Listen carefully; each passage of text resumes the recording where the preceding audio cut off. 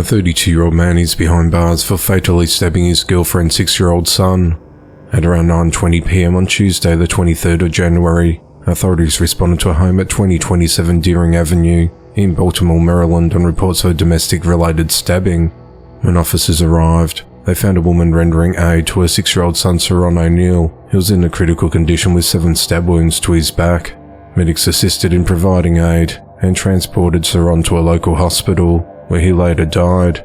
Investigators determined that 32-year-old Alan Gazlicki, the boyfriend of the victim's mother, stabbed the child to death and fled the scene in his vehicle. Police had a description of the car Alan was driving and located him driving about 2 miles away in the 100 block of Carrollton Avenue. Officers performed a traffic stop when Alan got out of his vehicle and started running, but he was arrested following a short foot pursuit.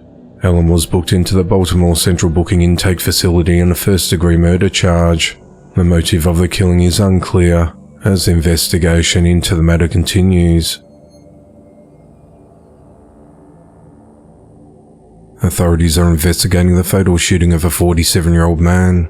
At around 2:50 a.m. on Monday the 22nd of January, authorities responded to the 5700 block of Chestwood Drive in Knoxville, Tennessee on reports of a shooting inside a home. When officers arrived on scene, they found a deceased man inside the residence with at least 1 gunshot wound. The victim was identified as 47-year-old Benjamin Valenas. Investigators believe the shooting occurred following a confrontation between Benjamin and another man, who was detained at the scene and questioned by homicide unit detectives.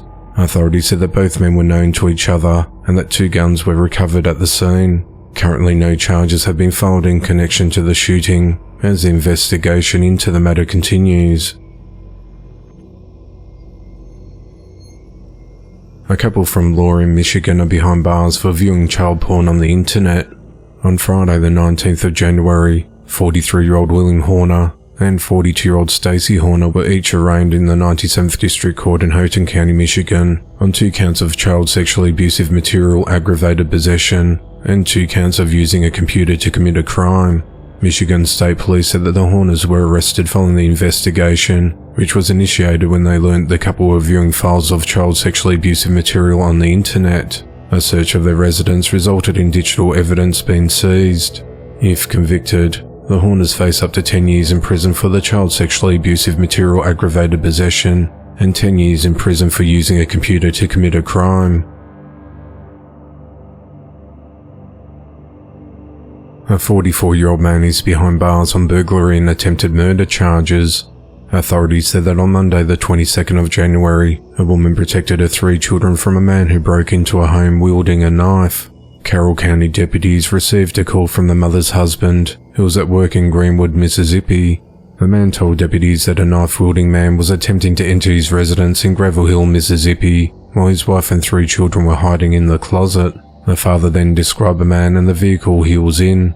When deputies arrived at the premises, the suspect, identified as 44-year-old Steve Lamar Goss Jr., had already driven away.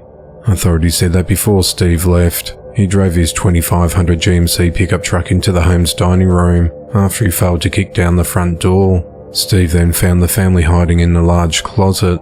As he entered the closet with a knife in his hand, the woman shot him in the arm.